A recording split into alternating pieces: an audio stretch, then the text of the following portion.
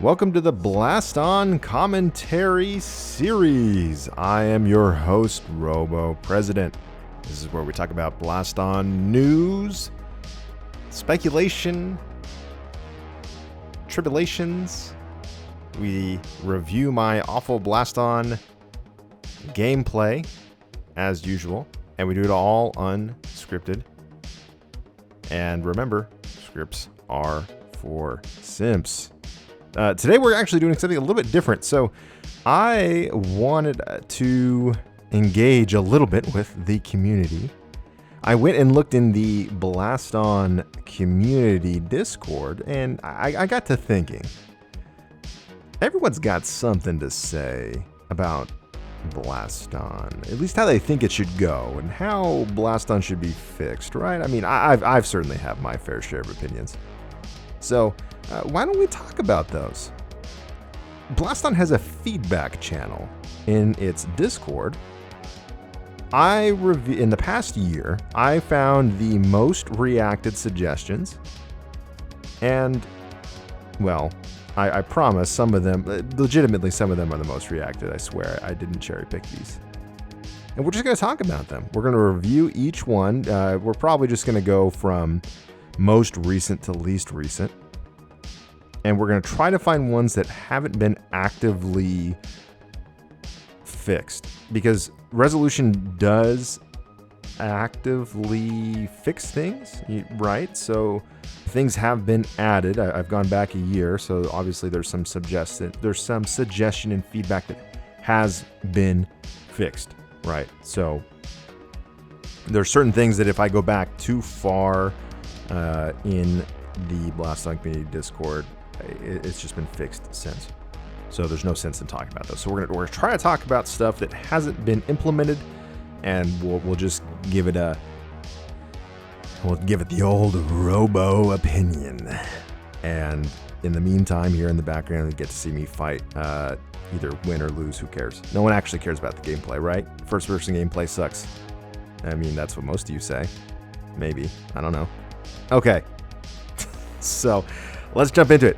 First, I've got a suggestion from our very own Blaston moderator, Shermy. Shermy the cat. Mr. Sherm. Shermy's been a member of the Blaston community for a long time, and he has been a member of the moderator team. And Shermy says the following: warning, caution, the boundary warning sucks. Fix the boundary warning. I know you didn't change it this update, but the game has changed and it's no longer adequate. It has always been pretty trash. It's possible to go out of bounds without ever seeing the blue hexagons. This has no right to be in the game. It means you can go out of bounds without ever knowing it and instantly die because there is not enough time to realize what you are dying from. And by the time you do realize, you are already dead from the 50 damage per second. And even if you survive, it's still a huge chunk of your HP that gets cut off, which will probably make you lose your match against the top player. I have lost multiple official matches, instantly mind you, to out of bounds damage. Every time has been because I could not see the warning, and 10 people pointed at Shermy's message, right? So those are Shermy's words on the matter. So how do I feel about this? Obviously, I am somewhat inclined to agree. Do I take as harsh of a stance on this? I don't think I want to necessarily go out and say that it sucks, okay?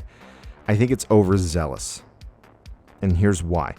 So let's take a step and let's head back in Robo's time machine. So we're gonna go back, right? Let's go back a little bit to the Nova Helix days. So a lot of you might not remember when Nova Helix first came out as a new weapon in Blaston. And there was something you could do where, since the Zap Damage wasn't strong enough, you could podium rush, which meant that right at the start of the match, when you had full HP, if you had a lucky spawn with HP Nova and maybe a Straight Viper, You could rush, or a hammer. I think you could do it with a hammer too, if I'm not mistaken. I'd seen videos on it. I can't remember. You could run to your opponent and literally just clap them instantly before you died from the zap damage, right? So what Resolution is trying to do is they're trying to stop this kind of tomfoolery from happening. And I understand that. Now, I 100% agree, though, that it is way too overkill. And there's a couple situations that we've talked about on previous episodes where that's the case. The first of which is the back of your head's hitbox. I can't tell you how many times I've jumped trying to get out of it's a well-placed jump, and the back of my head nicks that corner of the hexagon, or is that a hexagon? I failed geometry. It nicks the back of that geometric shape.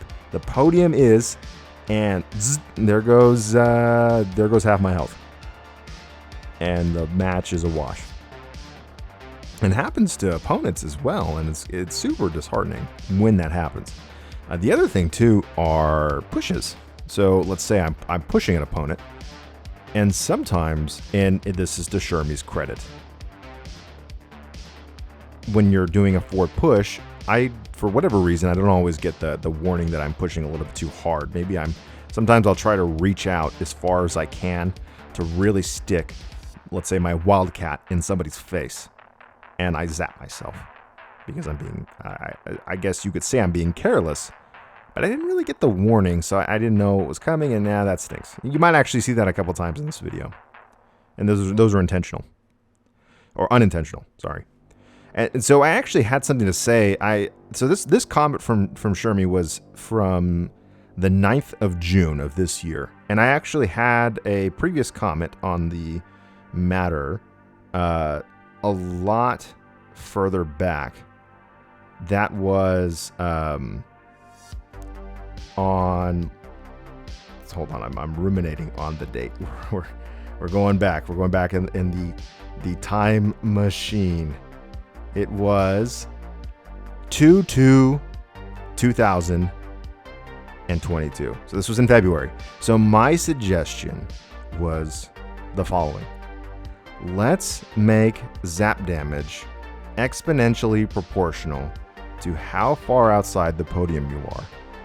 Base damage should still be enough to discourage out of bounds play, but not enough to cost you a whole match if a tiny portion of your head hitbox strays outside the zone by accident on, say, a jump. So my opinion on the matter still reigns, was still the same back then as it was to Shermie's suggestion.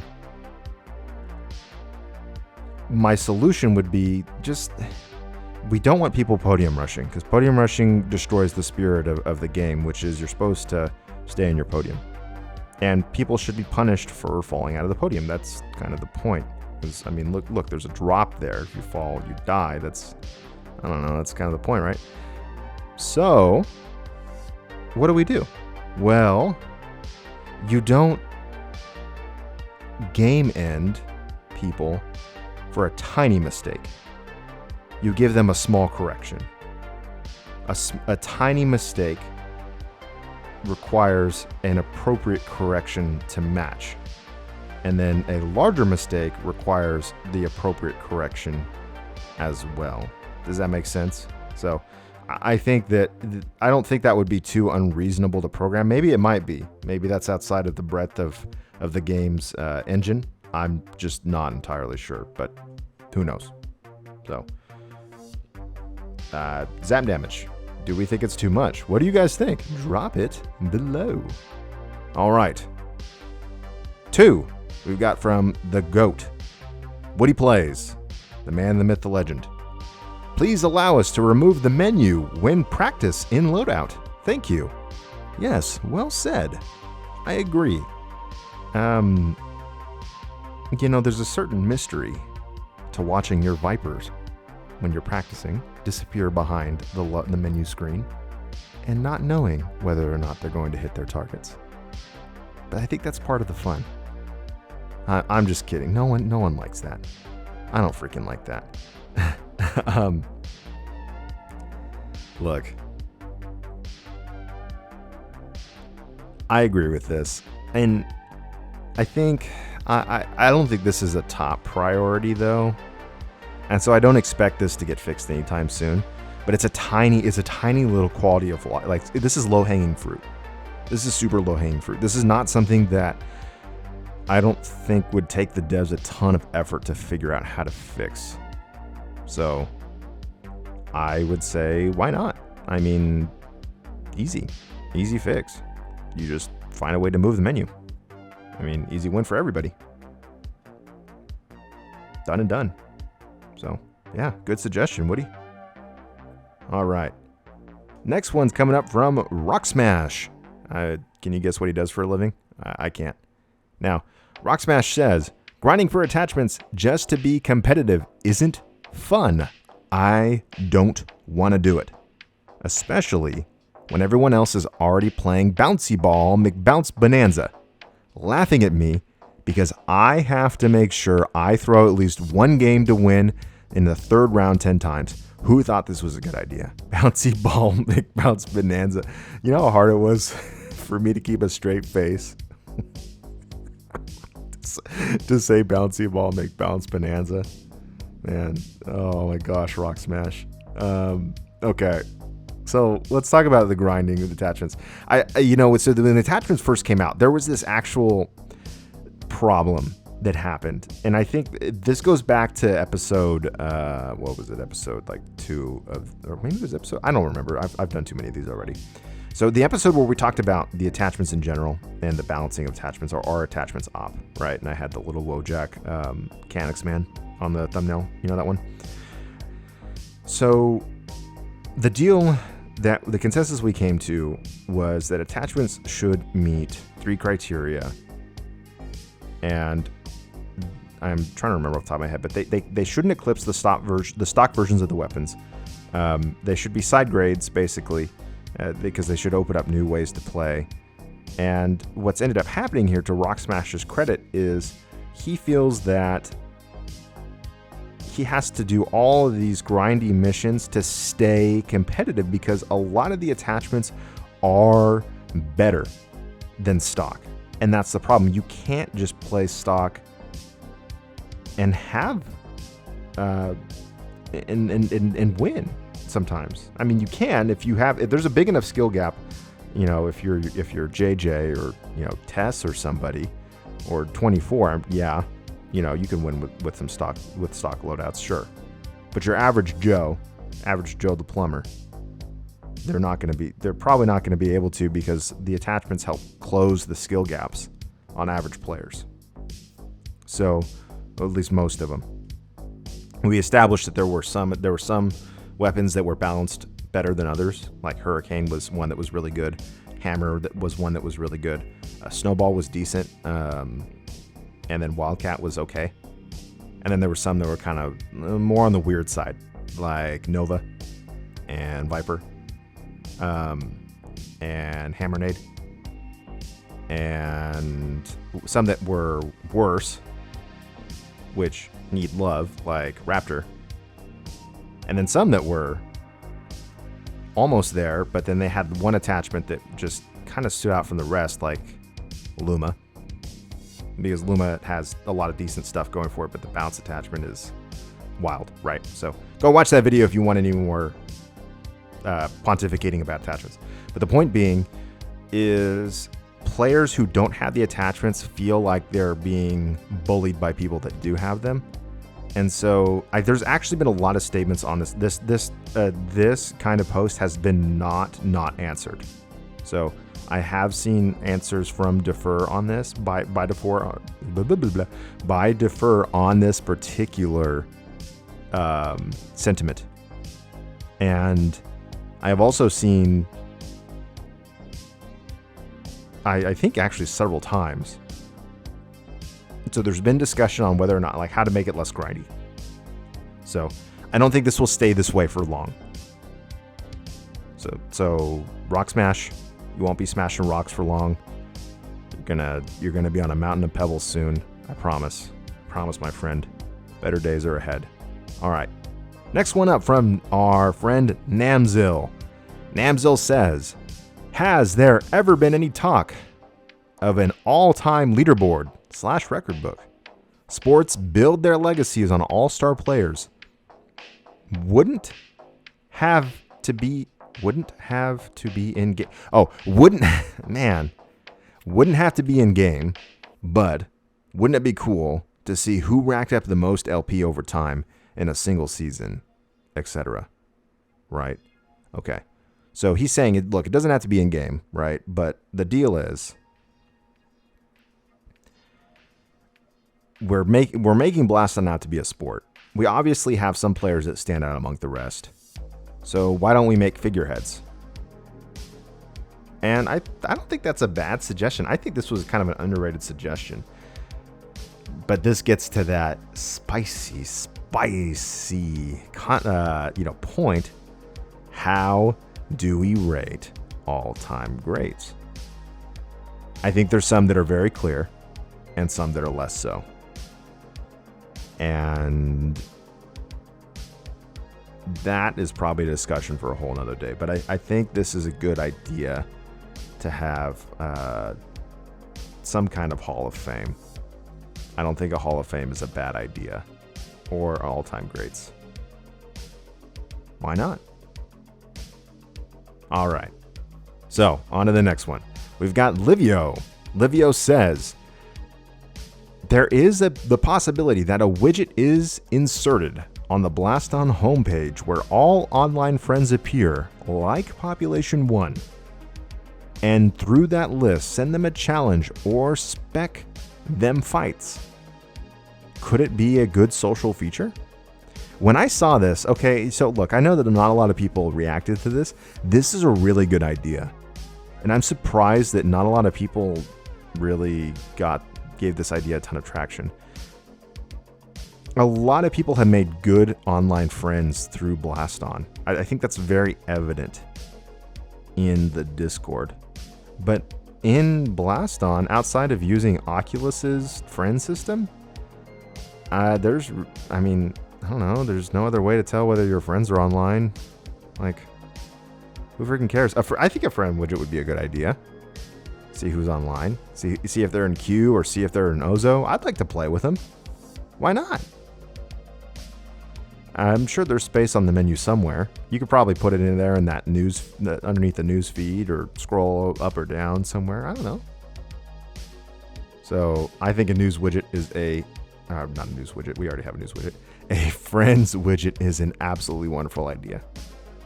If a better social system could be implemented. All right, next one. Jimbox. Make it happen. Look, guys, there's posters. Literally, if you search Blaston on Google, I'm gonna make this very clear. If you search Blaston on Google and you scroll down like 10 rows, my petition that I made on change.org to put Jimbox and freaking Blaston is in there. So it's literally one of the things that you Google, becoming associated in Google's algorithm. So it's what people see when they Google Blaston is Jimbox. Bearded people want representation. We want it. Rez, I'm telling you guys, you would make money on this skin. Don't tell me that the universe doesn't allow for Jimbox. You have the posters. They're there. You put them there. So I don't know what to tell you. You can make the memes become a reality. You have the power. You can do this. Anyways. Spectators talking to each other. I'm honestly surprised about this one. So this happens a ton.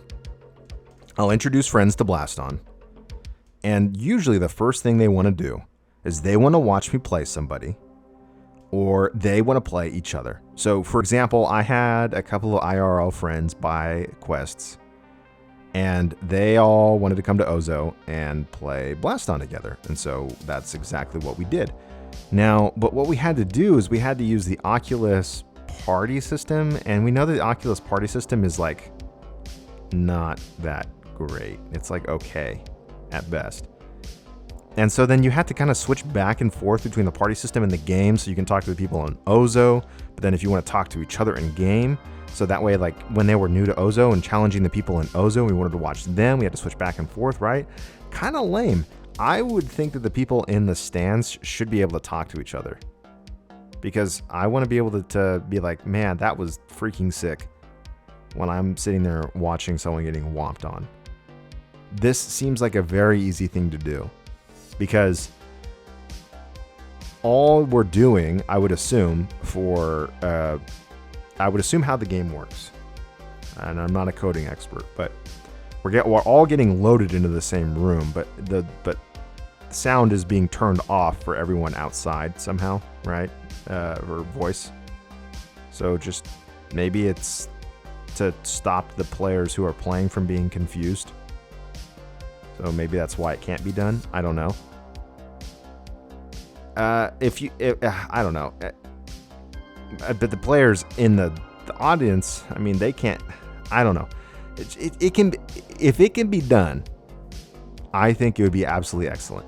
So this can happen, because Blaston needs social features, because VR is all about, you know, social aspects, right? Metaverse, all blah blah blah, cancer, right? So underrated.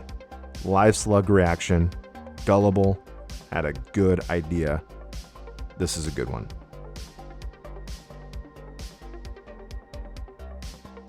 Next one from Demented Fox. Demented Fox asks, anyone else reckon it would be a good shout to have some I don't know about that. Some custom loadout saves that you can switch easier. Like create a custom option in COD. Especially if the option was there to switch between them for friendlies rather than having to go back to the home screen all the time. Posted here too for anyone looking at it. Right? This has been asked a ton, and I think this has also been addressed directly by the devs, this exact question. Demented Fox is not the first person to ask this question. This question has been asked probably since the dawn of time. I'm pretty sure if you asked, or if you search like, you know, Command F, and then go and look for custom loadouts or whatever, you're going to find about 15 billion requests for this. I think the answer was that it would require a ton of reworking in Blaston's code, which is unfortunate, but this is a sorely needed feature. And the reason why is, I can't tell you how many times, like, I'll come up with a particular loadout for a situation, and then I just forget what it was. Dude, because there's a certain player type or a certain play style, and I get a loadout going, and I'm like, dude, this works. And then I don't get that type of player again for a long time in queue, and then I switch away from it, and I stop using it, and I'm like, dude, what? How did I beat this guy again? I don't remember. I'm an adult. I got a wife to attend to. I don't remember my Nerf weapons in a VR Swedish dodgeball robot game all day. Like, make loadouts for me so that way I don't have to remember these things. So I think that's an excellent idea. And I know that it's been addressed, but if I can recall correctly, I think the answer was they would like to, but it's hard. It's hard to do. And it's not that they don't want to do it. It was just difficult. And so I get that, because there's just certain things that when you build a game like this, you don't account for it. And this is probably one of those things. So I understand that. Okay. Next one. Dr. Oolong says, idea. Audience reactions. I absolutely loved when they added in the clap emote, because you could clap from the sidelines and make your presence known as a spectator. Sadly, I noticed they removed this feature in a recent patch, at least from Ozo matches. And on top of adding them back, I also thought of something new. Spectator reactions.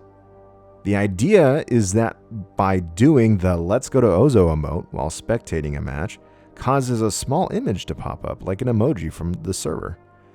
Like clapping, this can only be activated between rounds, and players and other spectators can see this emote in-game. You could equip from the cosmetic menu like skins and sell them for 50 blasts, sell limited item edition ones from time to time, or have them as a monthly reward, and even as a reward for joining the Discord server, big emoji eyes. Okay, this is such a good idea. Blaston needs more social aspects. Sometimes, especially as us big on our britches, get like, oh, we're so good at the game types. You know, us like, we want to talk about the minutia of the gameplay. We forget about stuff like this. We totally do. The widget suggestion from earlier that flew under the radar, this idea reactions thing, dude, like, you got to remember that most people are not that good at the game. Well, I mean, most people that try it and then they leave is what I'm getting at. This is not a Weso take. I'm not saying that there's only 5 people that are good at the game. I mean, there are a lot of good people at the game, but not like, it's not all of them, right? The vast majority of people, I would assume, that play Blaston will usually try it and then they realize they suck and then they leave. Not the ones that play regularly. So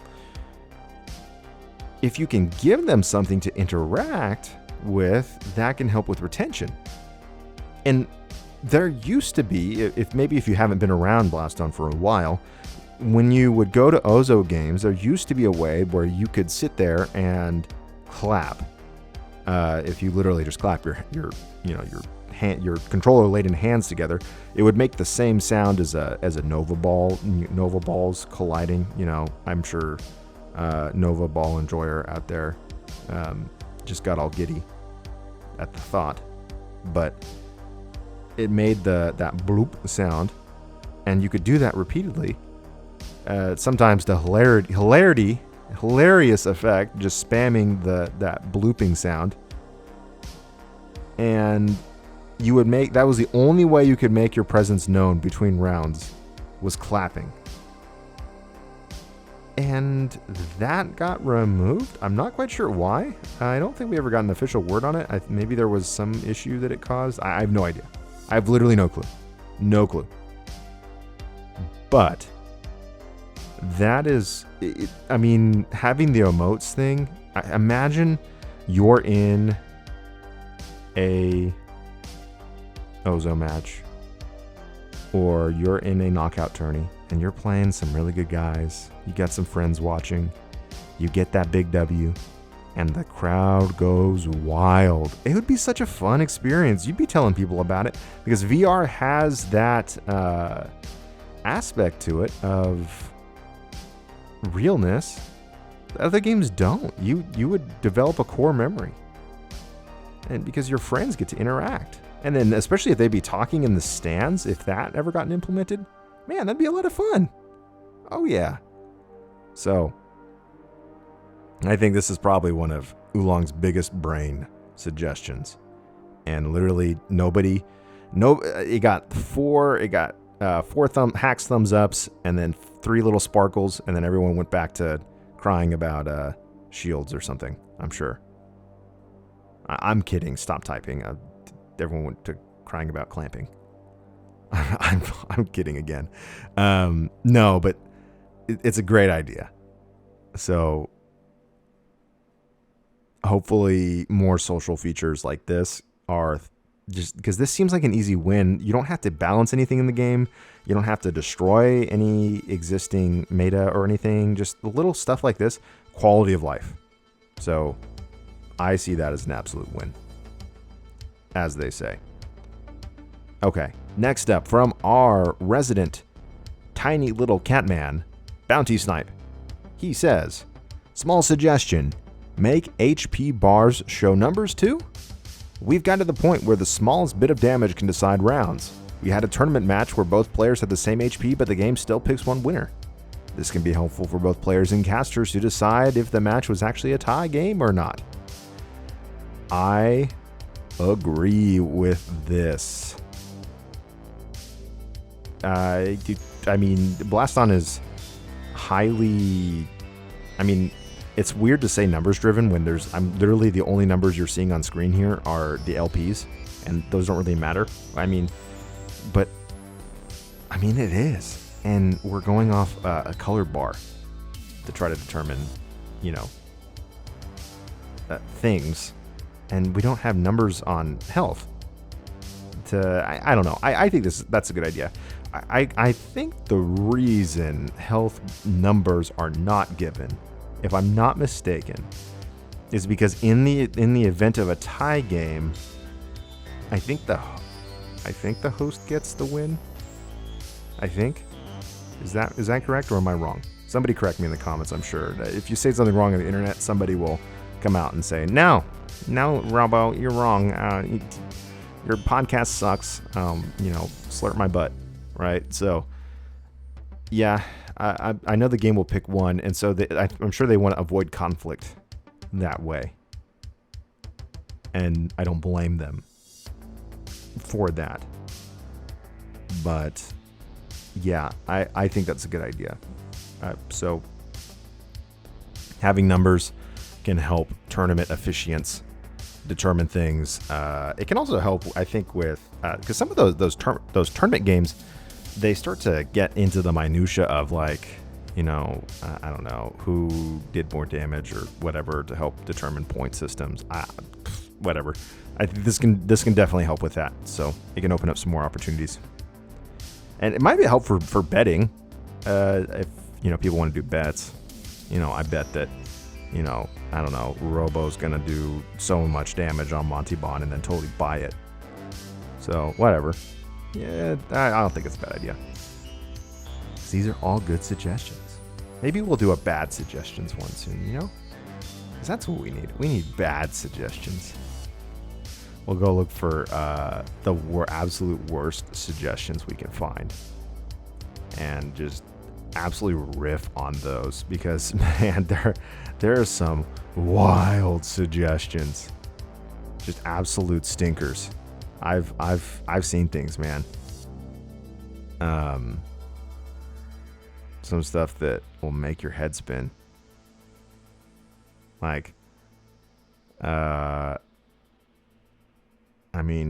your casual 35 damage Viper E, 40 damage Viper E suggestions. What are those about? Like, what the heck? Like, who wants that?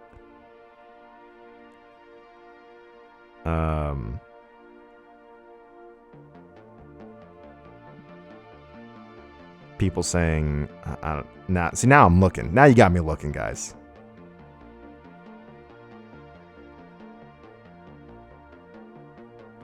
Selfie stick for camera. Nice, Shem. That's an excellent one for that camera in the Ozo Lounge. So when you go into the Ozo Lounge in the bar, there's a camera you can sit there and take pictures with. People actually take totally appropriate pictures with it. I all the time. A selfie stick wouldn't be a bad idea, So I agree with that to some extent.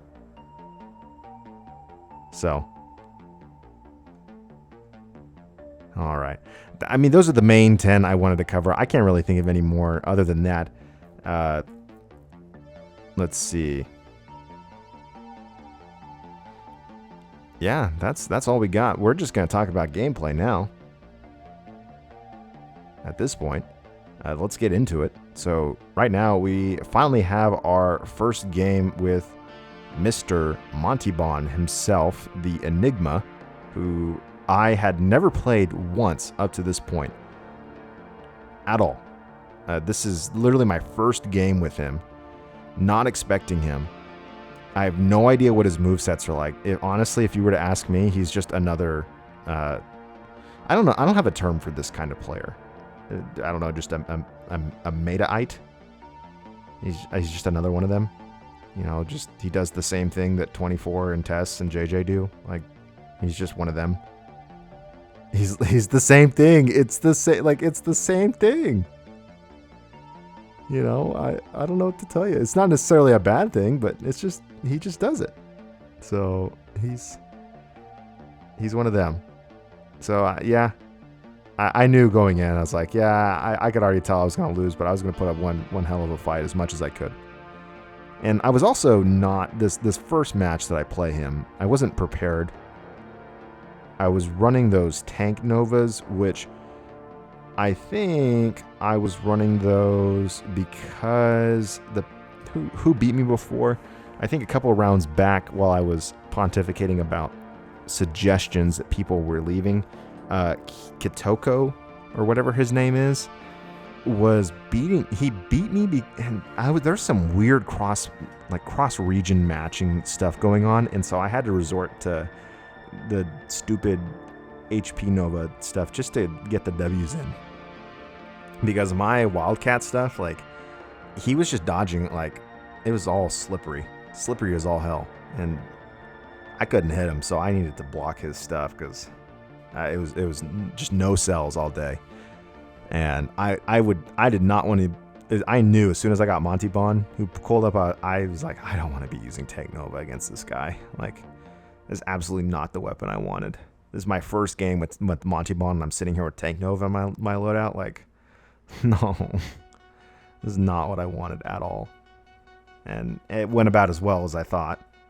You know, he gets the W. So there you go. And then we go back and get. I'm pretty sure Namzo comes back for his beatings for a while. Monty Bon. Does anyone? I think Monty Bon also is kind of a like 24 in the sense that, like, he came out of nowhere, right? Like, no one knows where he came from. He just showed up one day, started doing really well, and then now he just grinds it out in queue. And it goes to show still with playtime. I'm gonna make a prediction right now. So, get this. So I'm gonna piss a lot of people off right now. So, way back in the day, I made the prediction that 24 was on JJ's level, and a bunch of people were like, "No, he's not. He's not there yet. He's got room to go." And I was like, "Guys, like." I don't know. I was in the future. I saw it. He's there, right? And so now he's pretty much there. I think everyone would agree with that. JJ might not. He might come in here and say no. But I mean, those games get pretty dang close. Monty was good, but so there's gonna be 2 games in this reel of games where I play Monty. And so the game where I wasn't using Tank Nova, so I was actually trying with a meta loadout, I did a ton of damage to Monty, where normally with some of the other players, I wouldn't be able to do that same level of damage to 24 or JJ. I almost took the game from Monty. So I don't think Monty's quite there at their like level yet. He's probably sitting somewhere. I would say I would put him. We had 2 games together, so this is not a very strong way for me to compare his power level. But he's got top 10 material, but he's not in there. He's not in the top 5. But he's got it. It's in his DNA. But the one that I want to watch out for. But he's got to work for it. He's not. This is not the same thing as 24, but he has to work for it. Is Pooh on Shu, and here's why. Right. So Pooh on Shu has one critical weakness. So I know I'm talking about specific players, and a lot of people who don't really care about specific players, who care about Blaston in general, probably just went, no one freaking cares, Robo. I'm here for Blaston. I'm not here for your weird nerd out circle jerks on whatever, players, right? So who cares, right? But look, here's the deal. So Poo on Shoe comes out of nowhere too. He has one glaring weakness, and that's his corner defense. So if you pin him in a corner, he gets a lot of damage, but he has really strong clamp setup, and he has really strong follow up. And his like practical dodging, so just like when you're shooting the odd projectiles at him, he is really good. So if Poo on Shoe can figure out how not to get pinned in a corner, and you can pin, and if you're good with a hammer E, you can pin Poo on Shoe in a corner with an upward shot. So upward left and upward right shots, you can force him up into a corner and then shoot him with a Wildcat and then or a Raptor E, and you can get some damage on him. Right. So if he can figure out how to fix those things, he's on his way. 100%. I'm calling it right now. Because he's got the height. He's got the height for it, and he's got the body movement for it. So he's there. Monty's really strong right now.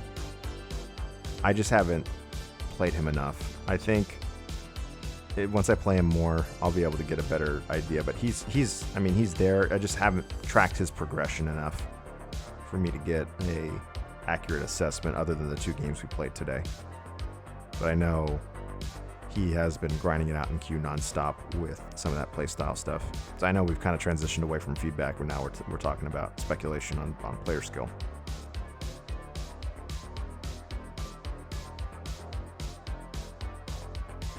Top 10 is something that has always been hotly contested, and it's ever changing in Blaston. But I think the one thing that's certain with top 10 is that player playing a lot. I know we have some of our OG GOATs that have feats from long ago, but I don't know if you guys know this about Blaston. But if you like, Blaston is definitely, if you don't use it, you lose it. Like, there's some natural talent. I think there's some footage I'm gonna show maybe next episode. I play against Aaron 555, and if you guys don't remember, Aaron 555 used to be really scary. But he just got a little rusty because he hasn't played a lot lately. And that's not necessarily, that's not the worst thing in the world. It happens. But I want to drive that point home, though, that, some of our OG greats, if they have their achievements from the past, but right now, if they haven't been playing a lot, then, yeah, you get rusty. That's just how Blaston rolls. It rolls on without you. The wheel keeps turning. And if you got life in the way, you got school, you got finals, you got work, you got kids, whatever, Blaston won't stop for you.